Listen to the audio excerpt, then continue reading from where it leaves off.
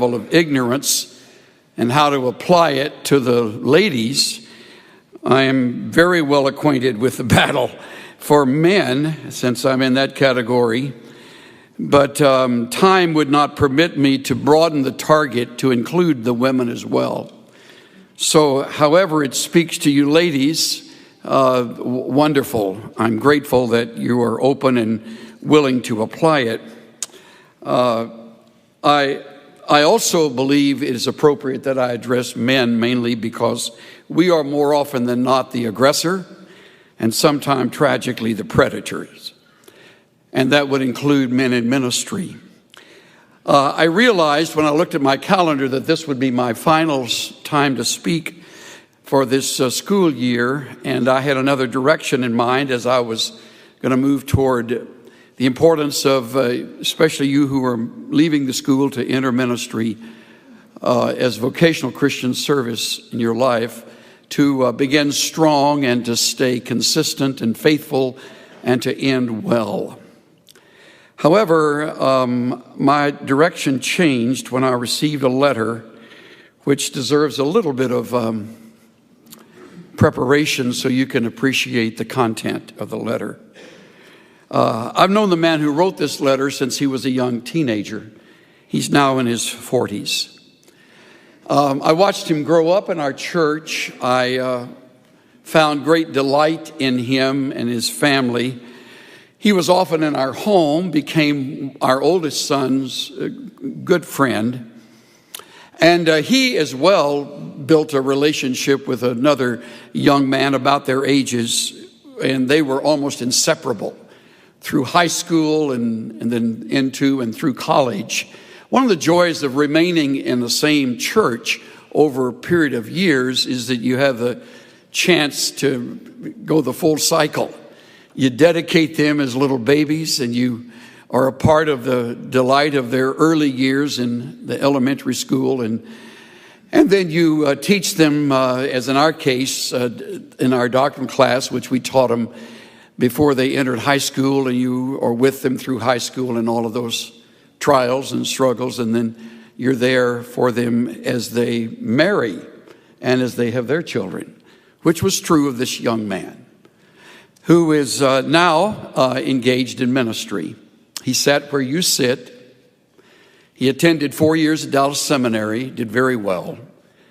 And by that, I don't necessarily mean academically. He did very well with his life. And he, with his inseparable friend, I think they were probably had most every lunch together. They found, separate from one another, lovely young women with whom they fell in love, and I married both of them at separate times. So our roots go very deep. So when I get a note from him or a letter, everything stops as I read what he has to say. Here are a few excerpts. Your comments on faithfulness and staying at it touched on a tender wound for me. I know you have experienced the heartache of close friends succumbing to moral compromise. Such has been my experience with my best friend since junior high days in Fullerton. He and his wife were struggling with personal intimacy issues in their marriage, and he has had an affair with his church secretary. He has since divorced his wife. She wanted to save their marriage, but he has now married the secretary. He has lost the trust of many believers who look to him as a model of spiritual maturity, the respect of his ministry peers, the loving esteem of his adult children, his ministry credentials removed from him where he has been serving, and so much more, he adds. My wife and I cannot believe what has unfolded in their lives. The two of them would have been the last couple. How often I read those words. The two of them would have been the last couple we could have imagined in this scenario. It has moved us to humble praise for God's grace in our lives and a holy assessment of our marriage to ensure that we bring no shame to the name we want to honor.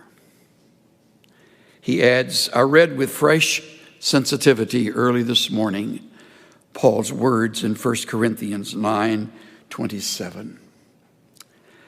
I beat my body and make it my slave, so that after I have preached to others, I myself will not be disqualified for the prize.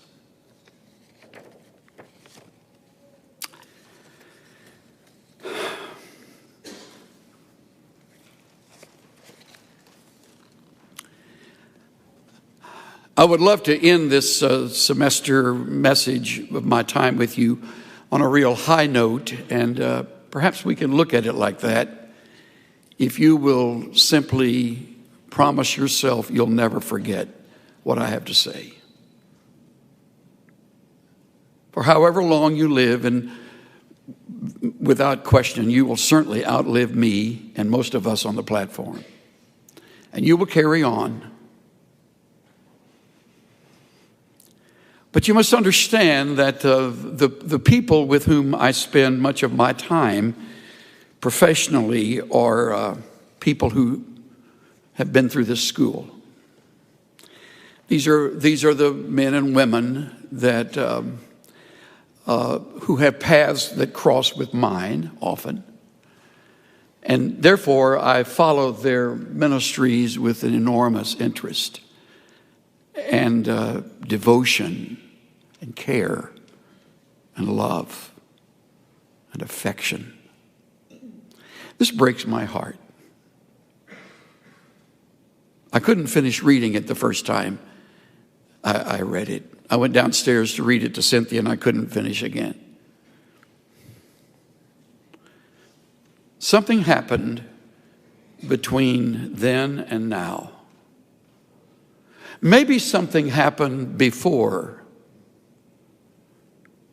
that I knew nothing about. Obviously it did, or I certainly would have addressed it, since we were often together. And I tend not to hold back when I'm really working closely with other men.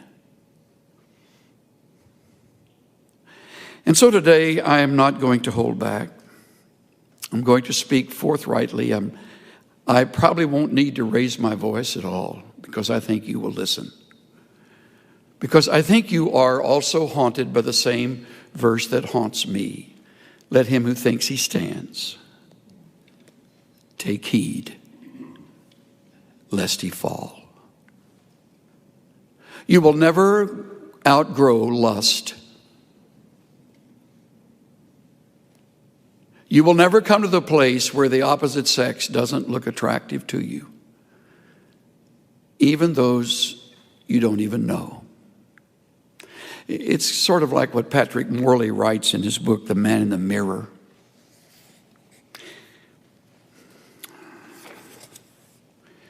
The three of us were eating deli sandwiches at a street-side table on the picturesque main street of town. As we were about to leave, a very lovely woman passed by us on the sidewalk. She was beautiful, fresh, sophisticated. She seemed a perfect match for the day. It was a beautiful spring day. Many heads turned as she walked by, including the two men I was with. I watched their eyes follow her, and I could tell they had mentally undressed her in the secrecy of their private thought world. Not a word was spoken, and we headed back to the office. I found myself on the horns of a dilemma. I brooded with indignation over the obvious lust of these two, but at the same time, I was keenly aware that the only difference between us was that I had more carefully controlled my eye movement. Because Christians are expected not to lust over women, He's writing to men, so when he says Christian, he means Christian men. I carefully concealed my thoughts, yet I knew pretending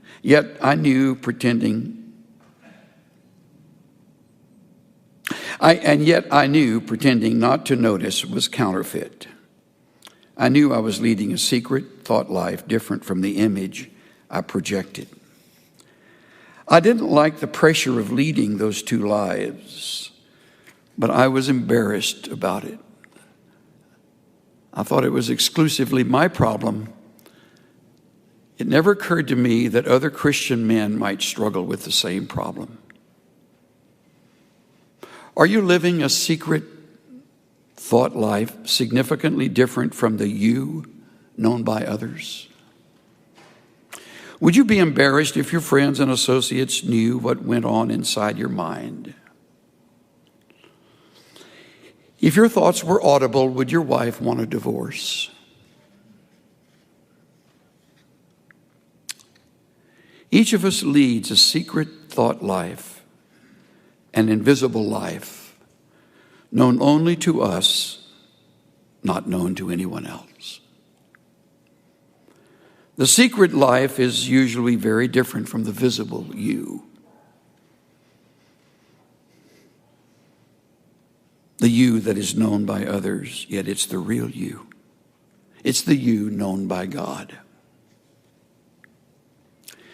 For some of us, our secret thought life consists of a dream world of fantasies which concoct intricate plans that would make us famous or powerful or wealthy.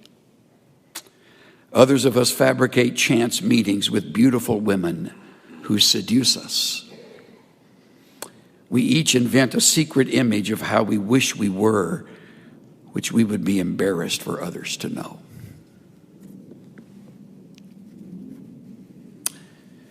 I have my Bible open to Genesis 39. And as you turn to that chapter, it will be a chapter on sexual temptation. Interestingly, in this case, the woman is the seducer. She is the seductress. That's rare, but that does occur. And maybe some of you ladies have a struggle in this area. I have no way of knowing. I don't understand your world. I do understand the world of men very well, which is why I direct my words mainly today to men. This is a remarkable story of a man who did not fall, who did not even yield. It's a remarkable account of a man who had such possession of his thought life that he wouldn't allow his imagination to run wild, even though he was a single adult, probably by now in his 20s, maybe late 20s. He has been sold into slavery. He has learned another culture and another language. He now a Jew living among Egyptians, and finds himself a trusted servant in the home of a man who was an official of the Egyptian government, a man named Potiphar. Joseph had been taken down to Egypt, and Potiphar, an Egyptian officer of Pharaoh, the captain of the bodyguard, bought him from the Ishmaelites who had taken him down there. The Lord was with Joseph, so he became a successful man. And he was in the house of his master, the Egyptian. Watch closely the setup. His master saw that the Lord was with him and how the Lord caused all that he did to prosper in his hand.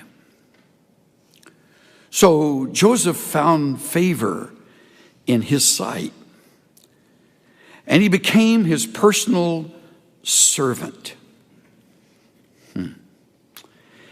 He made him overseer over his house, and all that he owned he put in his charge. What a magnificent trust.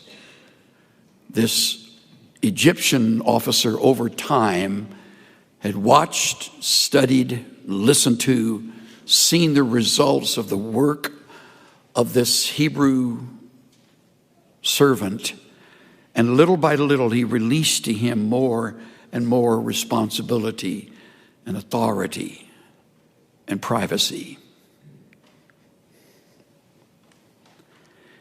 It came about, verse 5, that from the time he made him overseer in his house over all that he owned, we read again, the Lord blessed the Egyptian's house on account of Joseph. Thus the Lord's blessing was upon all that he owned in the house and in the field. So he left everything he owned in Joseph's charge. And with him there he did not concern himself with anything except the food which he ate. That, men and women, is trust. That's what you earn over the years as a pastor. That is what you earn over the years as a faculty member of some school you may serve. That is the reward of our great God on the lives of those who are faithful, who do good work, who don't compromise, who tell the truth, who keep their word, who keep short accounts, who don't take advantage of people and don't exploit, who don't manipulate. Joseph was a trustworthy man, and Potiphar finally found himself completely comfortable leaving everything in Joseph's charge. Before I go one step further, I have to pause and say that in itself puts you in a very vulnerable position, because you still have your thought life. You still have a world that goes on in your brain and in your old nature that is vile. It is obscene, which, if the Spirit of God does not control it, waits for the moment to lurch into action. We had a man who was a very fine preacher and long-time servant of Christ, we thought, had been in several churches by the time he came to the one he was in when we invited him to be one of our conference speakers. And he brought 5 significant messages, interestingly, on accountability, only for us to find out a few months later that he had women on the string at every church he had served, until it finally came to light within months after he had been ministering to us at our conference. And he had lived a lie. Though at each church he had earned the trust of the people by his visible world. But he was a liar. He was an adulterer. He was an unfaithful man.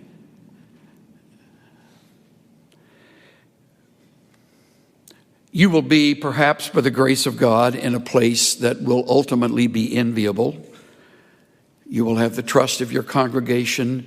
You will have the respect of your elders. You will have the reputation over the years. You will have your degrees, and you will be unquestioned, quite likely, in a setting that becomes a very, very dangerous place. F.B. Meyer, in his book on Joseph, writes, "We may expect temptation in days of prosperity and ease, rather than in those of privation and toil. Not where men frown, but where they smile, sweet, exquisite smiles of flattery. It is there. It is there, he repeats, that the temptress lies in wait. If you go armed anywhere, you must above all go armed there. I'm reminded of Thomas Carlyle's words, the Scottish essayist. Adversity is hard on a man, but for every 100 who can handle adversity, one can handle prosperity. You are in a dangerous place when all speak well of you, because then it's you and God. And hopefully a circle of individuals with whom you have made yourself accountable, so that your private world doesn't become a scandal and a shame. So Joseph, we read, is left with everything. The end of verse 6 says something that appears only 2 other places in all the scriptures. Interestingly, this is said only of David in 1 Samuel 16 and only of Absalom in 2 Samuel 14. Now Joseph was handsome in form and appearance. The NIV says he was well built and handsome. Nothing wrong with either one. It isn't fair, but there's nothing wrong with either one of them. Nothing wrong with that. We used to have a superintendent in our Evangelical Free Church group out in the West Coast, a wonderful friend named Wally Norling, who referred to one of our younger preachers as being cursed with good looks. Isn't that a good way to put it? If you're cursed with good looks, you got even more working against you. I've never had that problem, thank God. I got a bunch of others, but that was not one of them. But I know some dear guys that are in ministry that women's eyes roll when he's around. He's just handsome. Joseph was like that. Good shape, chiseled face, strong, young, available. Mrs. Potiphar noticed it. It came about after these events. Isn't the Bible eloquent? How full of meaning are those 3 words, after these events. Year after year after year after year after year. Faithful, faithful, faithful. Trustworthy, trustworthy, trust. Never once taking as much as a paper clip from Potiphar's house. After these things, the enemy of our souls has perfect timing. Perfect. After these events, his master's wife looked with desire at Joseph. And she said, "Lie with me." That's what I call the direct approach. Rarely happens, but sometime it will. I'm drawn not so much to her words, I'm drawn to the word desire. She lusted after Joseph. Dietrich Bonhoeffer has done his best work in a very small book that we could almost call a booklet. It's entitled Temptation. Listen to Bonhoeffer. In our members, there is a slumbering inclination toward desire, which is both sudden and fierce. With irresistible power, desire seizes mastery over the flesh. All at once, a secret smoldering fire is kindled. The flesh burns and is in flames. It makes no difference whether it is sexual desire or ambition or vanity or desire for revenge or love of fame and power or greed for money. Joy in God is extinguished as we seek all our joy in the creature. At this moment, God is quite unreal to us. And only desire for the creature is real. Satan, I love this line, Satan does not here fill us with hatred of God, but with forgetfulness of God. we'll just put God aside for now.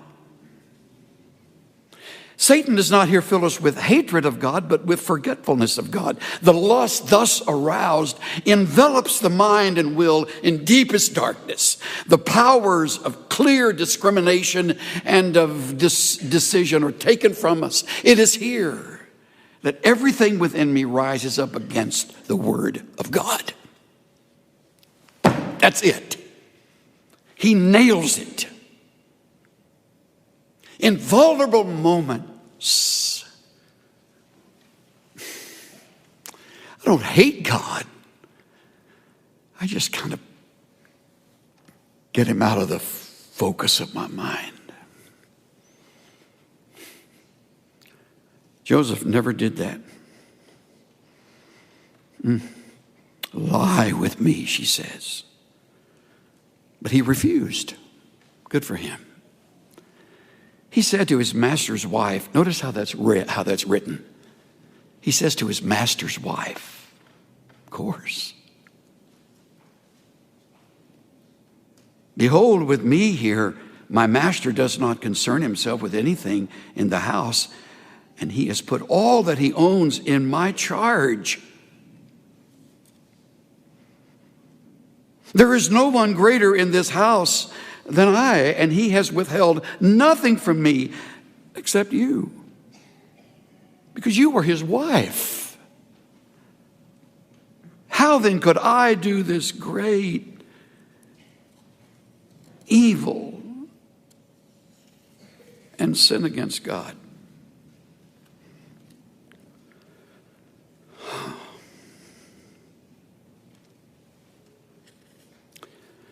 Clarence McCartney writes, this was no ordinary temptation. Joseph was not a stone, a mummy, but a red-blooded young man in his 20s.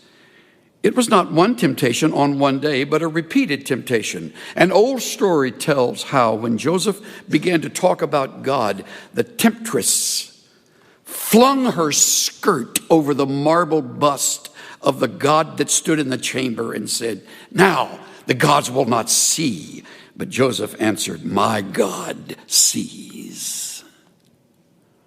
Reminds me of what the psalmist writes in 139, verse 3. You scrutinize my path and my lying down, and you are intimately acquainted with all my ways.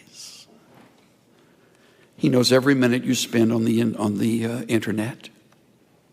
He sees everything you look at. He sees every stolen moment. He sees it all.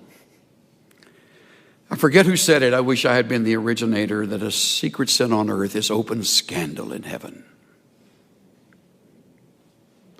There's no sin here. There's no sin in the temptation. Sin is in the yielding. So he says no. Now, the great hope is that does it. She's out of the way. Nope. Verse 10, it came about as she spoke to Joseph day after day,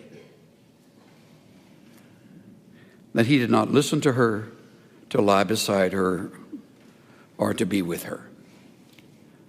Day after day after day after day. Remarkable, remarkable relationship with God. I almost said remarkable man, but he's just a man like you or me. The difference is he had cultivated the kind of relationship with his God that would not permit this. Just would not permit it. One day she finally decides enough's enough. It happened on that day that he went into the house to do his work, and none of the men of the household was there inside. So they're all alone. I'm sure she made sure there was no one else around, perhaps locked the doors. She caught him by his garments, saying, "Lie with me." And he left his garment in her hand and fled and went outside. Interestingly, so often in the New Testament, when you come to passages dealing with sexual lust, the answer is to run. That's a wonderful response. You can't lust and run fast at the same time. And he took off running, left part of his garments there. And when she saw that he had left his garment in her hand and had fled outside, she called to the men of her household and said to them, "See, he has brought in a Hebrew to us to make sport of us." There's anti-Semitism in her words. This Jew.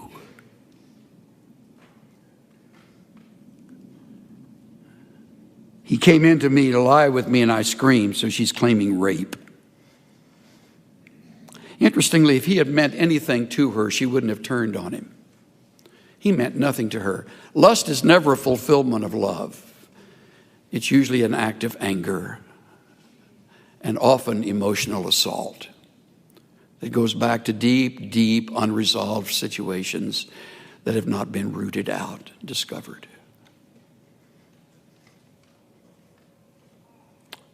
Came about when he heard that I raised my voice and screamed, and he left his garment beside me and fled.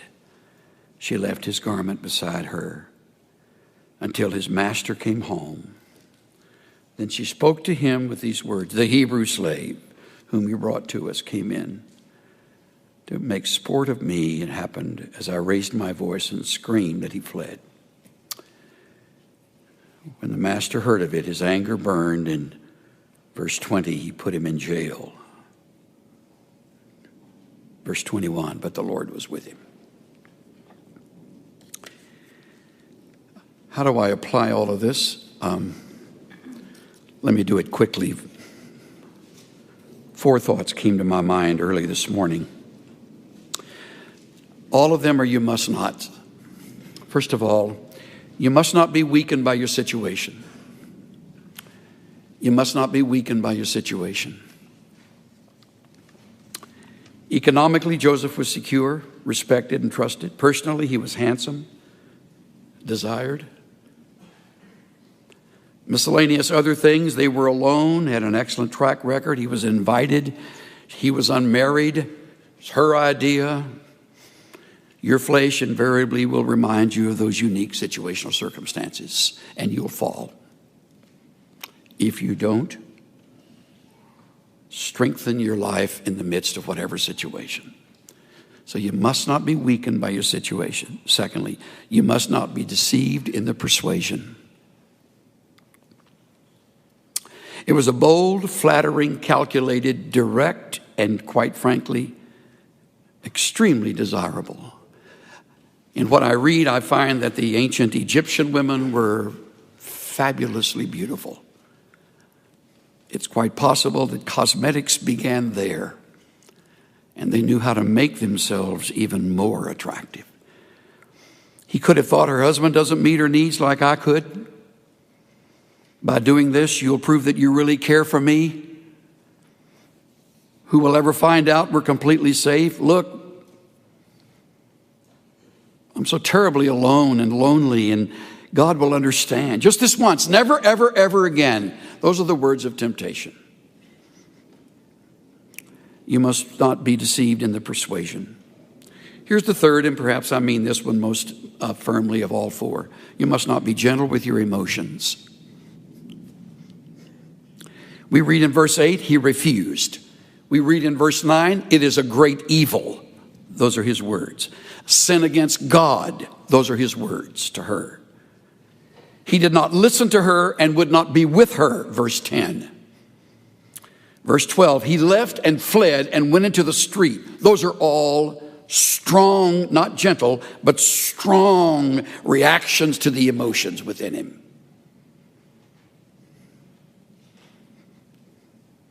The late Dag Hammarskjöld once wrote, you cannot play with the animal in you without becoming wholly animal. Play with falsehood without forfeiting your right to truth. Play with cruelty without losing your sensitivity of mind. He who wants to keep his garden tidy doesn't reserve a plot for weeds. You must not be weakened by your situation. You must not be deceived in the persuasion. You must not be gentle with your emotions. By the way, if necessary, be rude. Just be rude. That has a way of turning the other person off. Number 4, you must not be confused with the immediate results. Day after day, he's tempted. Advances become more forceful, not less. False accusation followed his obedience. He was later then demoted, misunderstood, and dumped in jail. I would add also, you must never forget the ramifications. In his fine book, Christ in Isaiah, F. B. Meyer writes this: "This is the bitterest of all, to know that suffering need not have been, that it has resulted from indiscretion and inconsistency, that it's the harvest of one's own sowing, that the vulture which feeds on the vitals is a nestling of one's own rearing. Ah, me, this is pain." I woke up this morning thinking about my friend's friend in bed with another woman. I thought about how he must feel, alienated now from friends and, worst of all, his own children. I thought about everything he had planned for and trained for was now worthless. So what does he do now? Is she worth that? If you could possibly project yourself beyond the moment of sheer ecstasy, for just a few seconds of ecstasy, and think about a lifetime of shame, it'll help you. It'll help. Stay pure. Stay pure.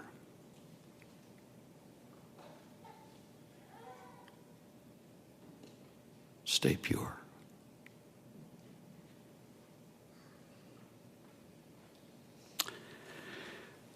Lord, we sit in this room and all of it makes such sense, and we would all acknowledge that everything we've heard ties in with what you have taught and what we believe. And in this room, we're all in the majority, and everybody's lockstep with one another, going to stay pure, going to stay pure. But in a few years, we'll all be separated, and more of our hours will be spent away from anybody in this room. And that's when the test will come. May we never forget the marvelous model of Joseph and the way you strengthened him in this hour, those days, and how you took him even through the jail experience to promote him to a position he would never otherwise have had. I pray for these younger men and women who have their lives before them, that they may be for you throughout their lives testimonies of the holiness of God. I ask that for faculty and student alike, for preacher and missionary alike, for counselor and staff member and musician alike, for authors, songwriters, for those who hold responsible positions in the future, leading ministries and serving the people, may we be models of purity. Spirit of the living God, fall afresh on us. In the name of the Savior. Everybody said.